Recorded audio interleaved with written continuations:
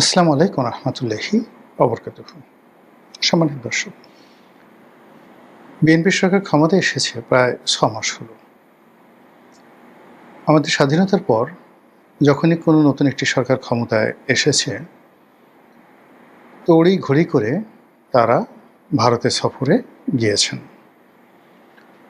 ভারত সরকারের সঙ্গে একটি সমঝোতামূলক সম্পর্ক, এটিকে আপনি অধীনতামূলক মিত্রতা বলেন বা অপরের দাদাগিরি মেনে নেয়া বলেন, বা ভারতের আধিপত্যবাদের সঙ্গে সমঝোতা, অন্য যে ভাষাই ব্যবহার করেন না কেন, কিন্তু আমাদের অতীত যে ট্র্যাক রেকর্ড, সেই রেকর্ডগুলো হলো যখনই কোনো সরকার ক্ষমতা এসেছেন অমনি সেই সরকারের ভারতের সঙ্গে একটি দ্বিপাক্ষিক সম্পর্ক গড়ে তোলার জন্য প্রাণান্ত চেষ্টা করেছেন।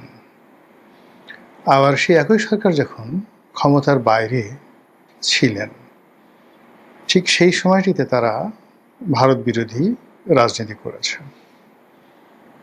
তো সেই দিক থেকে কেবলমাত্র আওয়ামী লীগকে দেখা যায় ব্যতিক্রম। আওয়ামী লীগ যখন রাজপথে ছিল, বিরোধী দলে ছিল, ঠিক সেই সময়টিতে তারা অনেক ক্ষেত্রে ভারতের বন্ধুত্বটা, ভারতের সাথে সম্পর্কটা স্বাভাবিক করার চেষ্টা করেছে এবং কোনো অবস্থাতেই রাজপথে তারা ভারত বিরোধী, যাকে বলা হয়, অবস্থানে যায়নি। কিন্তু দুর্ভাগ্যজনক হলেও সত্যি, যখন তারা ক্ষমতায় ছিল, সেটা 1973 সন, 96 সন এবং 2009 থেকে আজ পর্যন্ত তাদের সঙ্গে ভারতের সম্পর্কটা ছিল ঠিক ভালো মন্দ, টানাপোড়েন, এই ভালো এই মন্দ, এই মেঘ এই বৃষ্টি, এরকম। অ্যাবসলিউটলি ক্ষমতায় থেকে যে আনুগত্য বা তাবেদারি এরশাদ সাহেব করেছেন, কিংবা প্রেসিডেন্ট জিয়াউর রহমান যেভাবে ভারতকে প্রিভিলেজ দিয়েছেন, বেগম জিয়া যেভাবে ভারতের সঙ্গে সম্পর্ক স্থাপন করেছেন, ঠিক ওই জিনিসটি আওয়ামী লীগ কখনো করতে পারেনি। আবার যে এখন আওয়ামী লীগ খুব বিপদের মধ্যে আছে, এখন ভারতের সঙ্গে তাদের যে সম্পর্ক, এই সম্পর্কটা তারা ঝালাই করার চেষ্টা করছে। আবার শেখ হাসিনা যখন তৃতীয়বারের মতো ক্ষমতায় এলেন টানা, তখন ভারত জোর আপত্তি জানিয়েছিল চীন দেশে যেন না যায়, বা চীনের সঙ্গে যে সম্পর্ক সেটি যেন কৌশলগত না হয়। কিন্তু শেখ হাসিনা জিদ করে বেইজিংয়ে গিয়েছিলেন এবং এসেই তিনি একটার পর একটা বিপদ এবং বিপত্তিতে পড়লেন। এখন এই যে তারেক রহমান সাহেব যে বাংলাদেশে রাষ্ট্র ক্ষমতা আছেন, তিনি রাষ্ট্র ক্ষমতায় এসেছেন, নির্বাচনে বিজয়ী হয়েছেন। একেবারে আমাদের দেশের রাজনীতির অঙ্গনে যারা একেবারে সাধারণ মানুষ, তারাও অনবরত যে কথাটি বলছে যে দিল্লির সঙ্গে একটা সমঝোতা করে, দিল্লির গ্রিন সিগন্যাল নিয়ে, কিংবা দিল্লির একটা প্রেসক্রিপশন মেনে নিয়ে এই যে বর্তমান সরকার, সেই সরকার গঠিত হয়েছে। এই সরকারে যারা বিরোধী দল যত চিৎকার করুক না কেন, এনসিপি এবং জামাত, তাদের সঙ্গে যে একটা দিল্লির সম্পর্ক রয়েছে, এটা লোকজন বিশ্বাস করে। আর এখন বেশিরভাগ মানুষ আতঙ্কিত অনুভব করছে। এই কারণ হলো, দিল্লির সঙ্গে তারেক রহমান সাহেবের একেবারে শুরুতে যে রিলেশনটি হওয়ার কথা ছিল বা মানুষ যেভাবে এক্সপেক্ট করেছিল, সেই জিনিসগুলো হয়নি। ফলে কি হলো, ভারতের মতো একটি শক্তিশালী রাষ্ট্র, তাদের চাণক্য নীতি আছে, তাদের সফট পাওয়ার আছে, তাদের সীমান্ত আছে, তাদের ট্রেড অ্যান্ড কমার্স আছে, তাদের ইন্টারন্যাশনাল মিডিয়া আছে, ইভেন বেটার দ্যান আমেরিকা।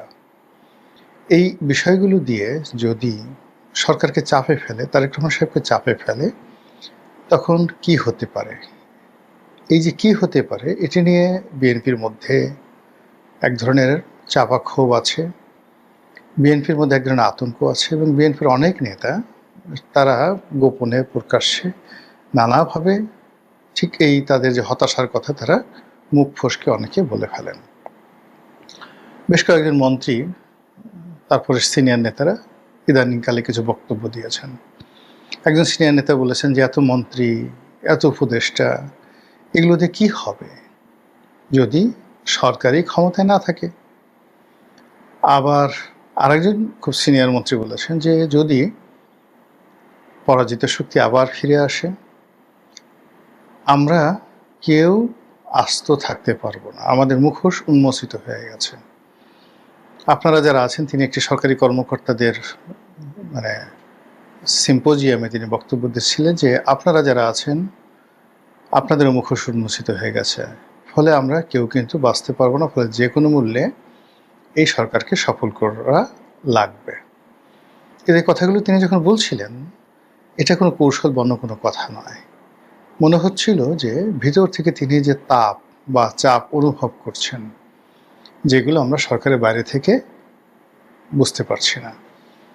আমরা বাইরে থেকে দৃশ্যতে যে জিনিসগুলো দেখছি সেটা হলো আমেরিকার সঙ্গে সরকারের যে দহরম মহরম সম্পর্ক হওয়ার কথা সেটি হচ্ছে না, বরং সার্জিও গোরের যে বাংলাদেশ সফর, সাম্প্রতিক সময়ে বাংলাদেশের যারা আমেরিকান ভিসা প্রত্যাশী তাদেরকে পার্মানেন্টলি স্থায়ীভাবে কম করে হলেও $20,000 বন্ড জমা দিয়ে তারপরে আমেরিকার ভিসা গ্রহণ করতে হবে।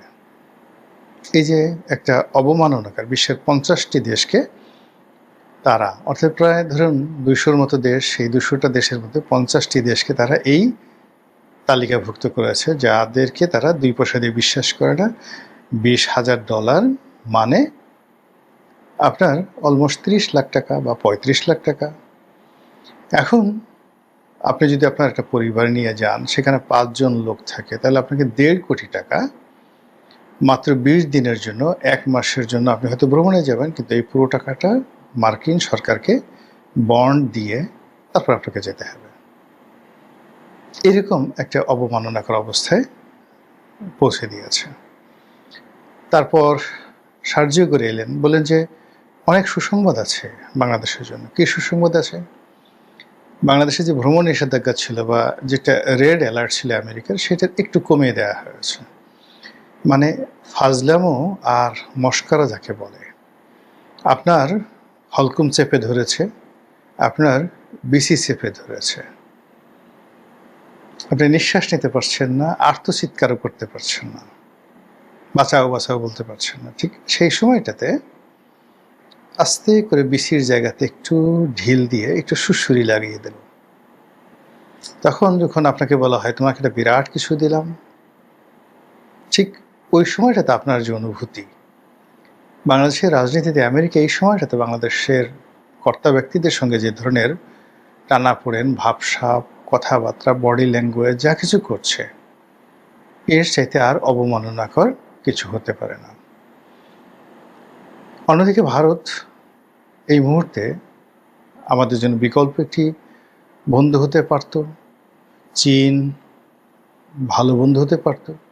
আমি নিজে বহুদিন ধরে চীনের সঙ্গে একটি সম্পর্ক স্থাপন করার জন্য সেই আওয়ামী লীগ জামানাতে আওয়ামী লীগকে বলেছি, আবার এই বিএনপি জামানাতে আমি মনে করি যে খুব স্ট্রংলি যদি চীনের সাথে এরকম একটি সম্পর্ক তৈরি করা যায়, সেটি খারাপ হবে না। এমনকি আমেরিকার সাথে সমস্ত সম্পর্ক বাদ দিয়ে উত্তর কোরিয়ার মতো করে হলেও যদি ইউ ঠিক থাকে, মিডল ইস্ট থাকে, চীনের সাথে একটা ভালো সম্পর্ক স্থাপন করা যেতে পারে, যেটি শ্রীলঙ্কা করেছে, কিংবা ধরুন যেটি মালদ্বীপ করেছে।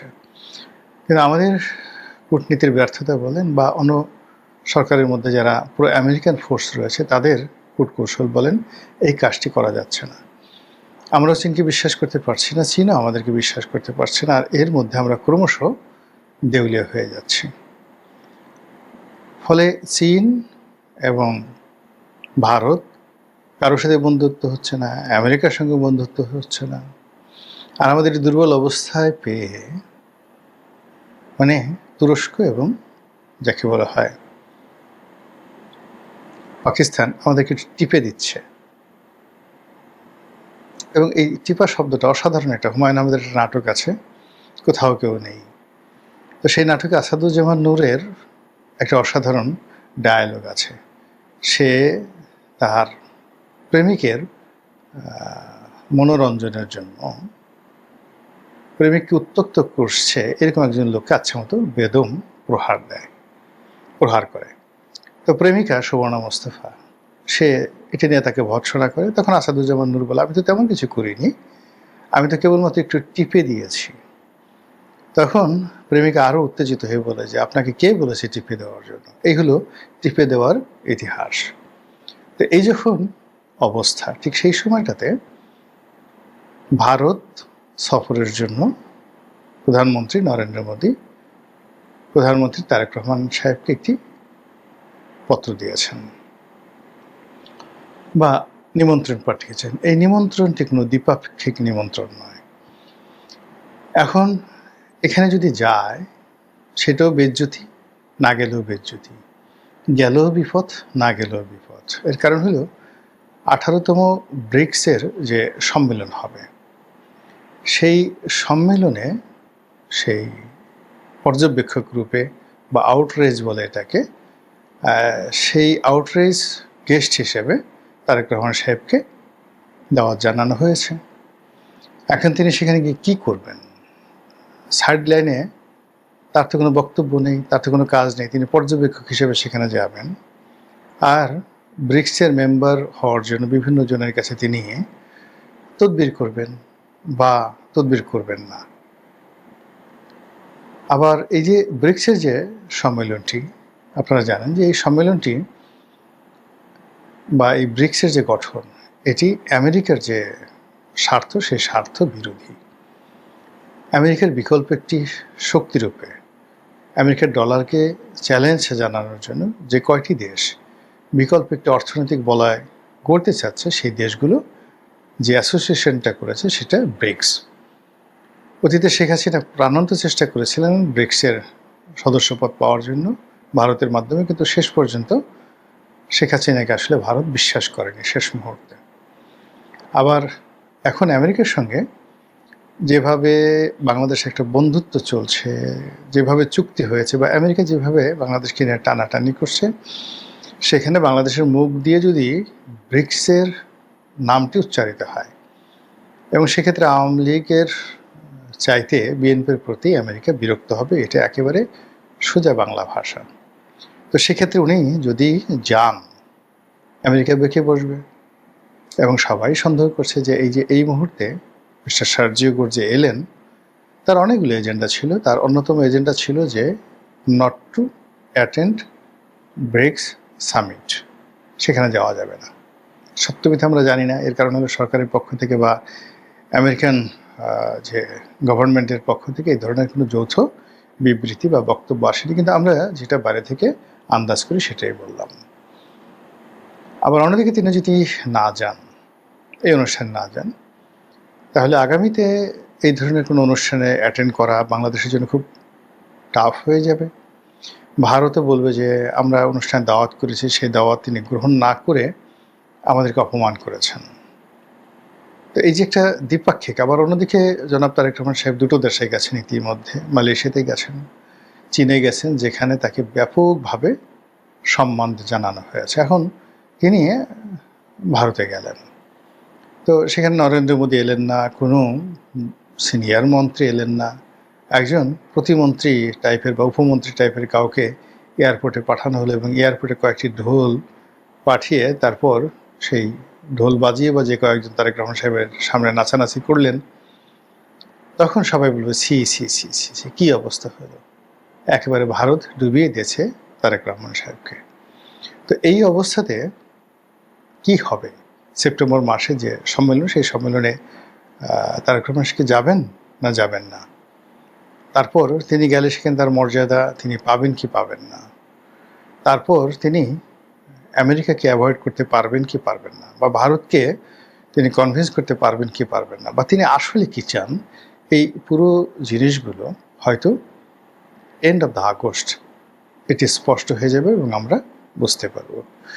মহান আল্লাহ আমাদের সবাইকে হেদায়েত দান করুন এবং হেফাজত করুন। আসসালামু আলাইকুম ওয়া রাহমাতুল্লাহি ওয়া বারাকাতুহু।